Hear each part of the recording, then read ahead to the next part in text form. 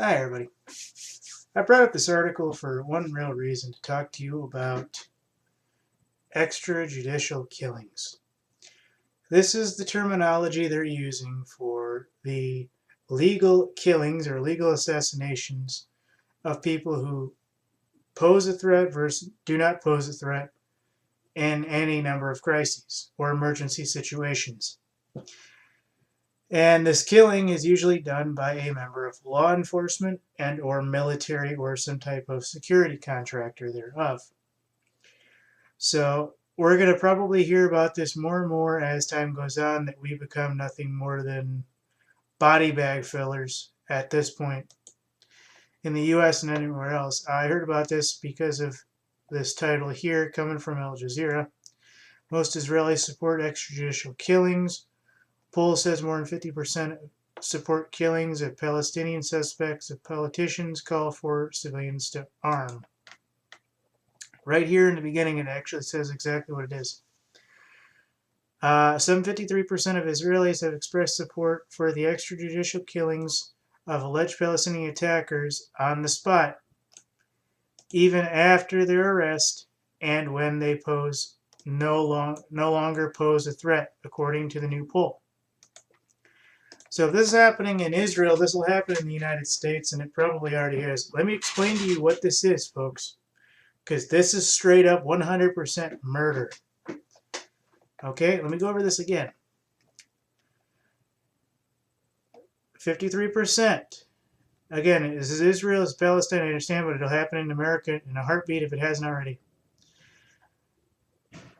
Have expressed support for the extrajudicial killings of alleged Palestinian attackers on the spot, even after their arrest, when they're no longer pose a threat. This means, folks, and we've seen this in America, there was a law enforcement officer that did this the other day. The person submits to police authority rule. They are handcuffed, and then at that point the execution or the killing commences. This is basically, you say, okay, let's go to court, let's go do this. That is all I'm agreeing to. Let's go to court. That's basically what I say. Let's go to court, let's get this done. Problem solved. And then once you're handcuffed, they fucking murder you. It's called extrajudicial killings. On the spot, even after their arrest, and when they no longer pose a threat.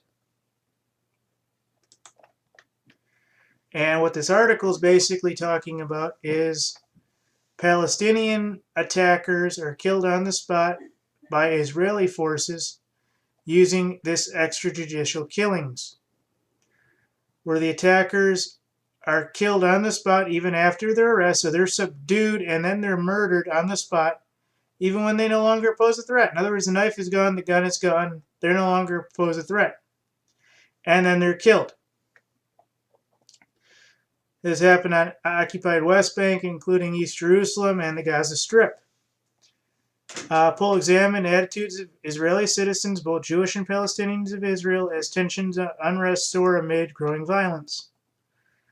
They found 80% of Israeli interviewees believe that the family homes of the alleged Palestinian attackers should be demolished. So that goes even further, folks. And the attitude is shoot to kill. After Israeli leaders have called on security forces to shoot suspected attackers on the spot, while others have urged civilians to take up arms against since latest bout of violence. So what this basically means is that even after you're arrested, they can still shoot you to kill you if they feel that you're a threat, and that's it. If they feel you're going to be a continued nuisance, they can kill you. I guarantee you the legislation is on the books in America. I guarantee you it's on the books in the United Nations. This is known as extrajudicial killings. This is legal assassination of your citizens, folks, by law enforcement and by military, even after you have surrendered and agreed to go to court and everything else to get the matter handled. This is them playing Nazi Germany, folks. and them thinking you and your family are no longer worth their tax benefits and everything else. It's called extrajudicial killings, and the authority to shoot to kill even after you're arrested and submit to law enforcement rule to go to a courtroom to settle the matter and get it disputed. This is Nazi Germany shit, folks. I guarantee you. There was a situation a week ago in the U.S.